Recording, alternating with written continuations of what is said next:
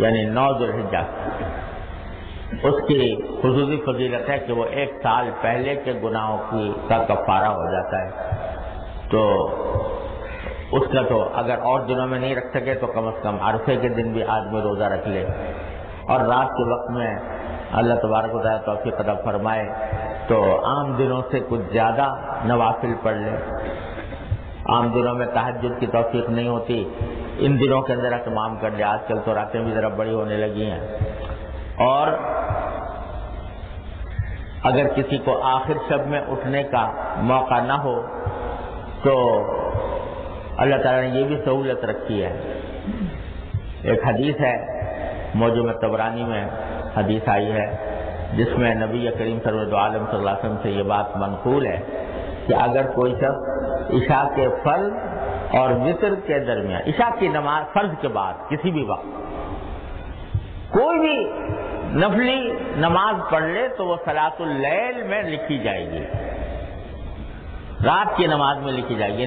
وہ جس کا اصل وقت تہجد کا وقت ہوتا ہے، اگر اس وقت نہ پڑھ سکے تو کم از کم عشاء کے بعد کچھ نفلیں بنیت صلاۃ اللیل پڑھ لے.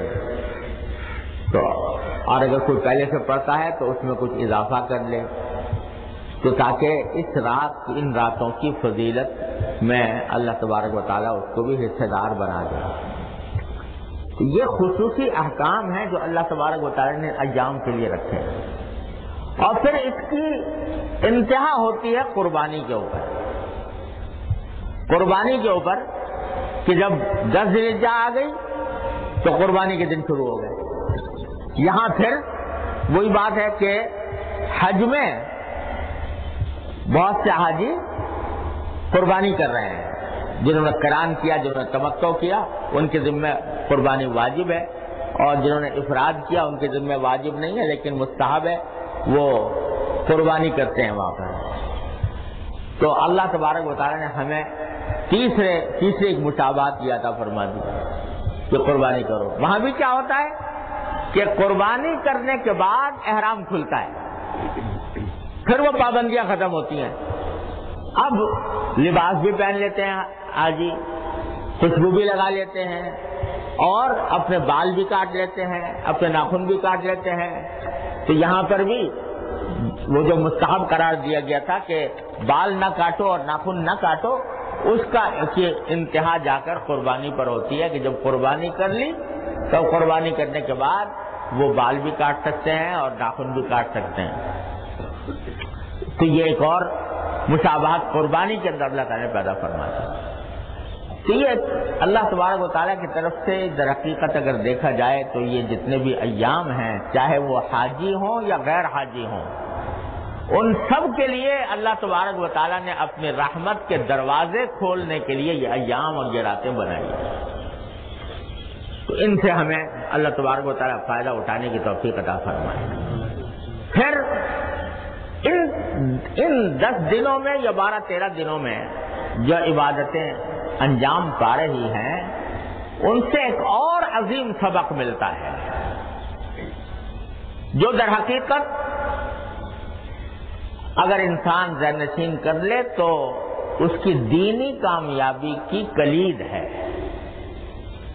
وہ کیا کہ آپ جتنی عبادتیں دیکھ رہے ہو اس میں یہ بات نظر آئے گی کہ اگر عقل سے سوچو تو اس عقل کے ترازو میں یہ عبادتیں پوری نہیں اترتی کہیں.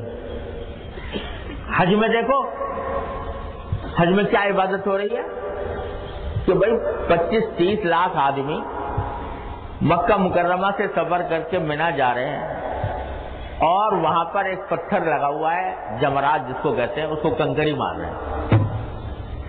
یہ 25-30 لاکھ آدمی، بلکہ زیادہ، اب تو زیادہ تعداد ہونے لگی، یہ 30-35 لاکھ آدمی صرف ایک پتھر پر 7 کنکریاں مارنے کے لیے 3 دن تک پڑاؤ ڈالے پڑے ہوئے ہیں مینا میں.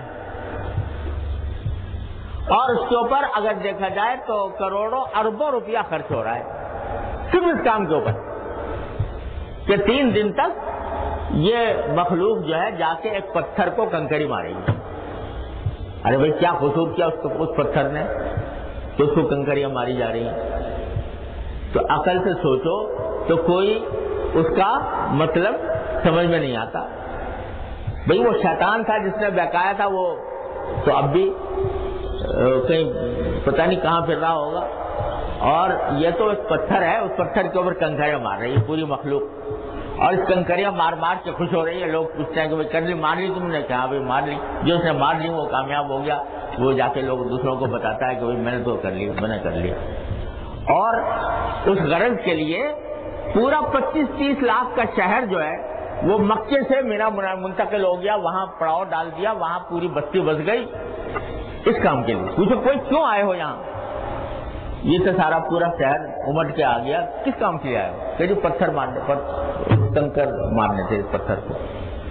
تو بظاہر تو کوئی عقل کی بات نظر نہیں آتی، لیکن سکھانا یہ مقصود ہے کہ اس عقل کو رکھ دو بالائے طاق.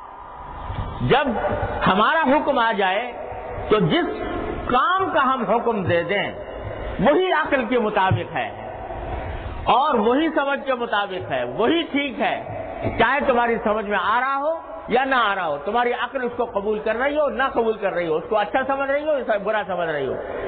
اصل کام جو ہے وہ اللہ جل جلالہ کے حکم کی اتباع میں ہے. اللہ تبارک و تعالیٰ نے حکم دیا تھا مارنے کا، ہم ماریں گے.